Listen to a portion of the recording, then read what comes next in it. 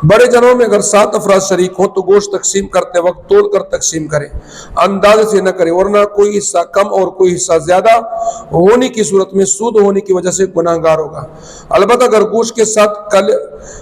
कल्ला पाए और काल को भी शरीक कर लिया तो जिस तरह मज़कूरा चीज़ें इस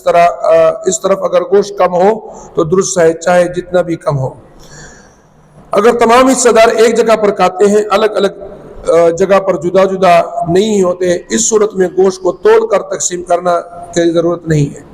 अगर कुर्बानी में शरीक तमाम अफराद इस बात पर राजी हैं कि गोश्त को तकसीम न किया जाए बल्कि एक ही जगह पर पका कर खाया जाए या सदका कर दिया जाए तो ये जायज़ है, तकसीम की ज़रूरत नहीं। लेकिन अगर उनमें से कोई भी एक हिस्सेदार इसके खिलाफ हो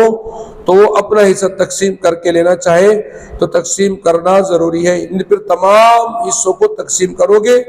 और जो हिस्सा अपना लेना चाहता है वो अपना हिस्सा लेगा, बाकी हिस्से फिर इकट्ठा करें, लेकिन तकसीम फिर सारे करोगे।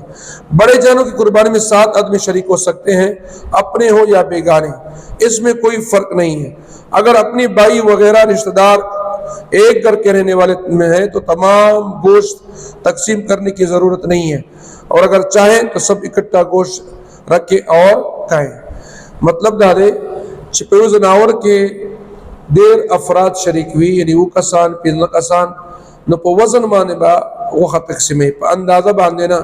जगह अंदाजा के कमी हो जाती खाम खरा दी, और जो कम हो जाता राला न अगल इंसान न परा सुदू गर्दी न बेहतर दादा शक्ल वखा तकसीमवे न वजन बांधे पतल बांधे तकसीम का। और दुम खबर दादा का चिरत दा टोल अफराद दा शरीकवाल दा वही चेहरा मुंगा न तकसीमो यूज़े दा वो हक दा यूज़े बेखरू टोल अफराद पकोर के शरीक हुई न बिल्कुल उम्दा तरीका जायज़ था।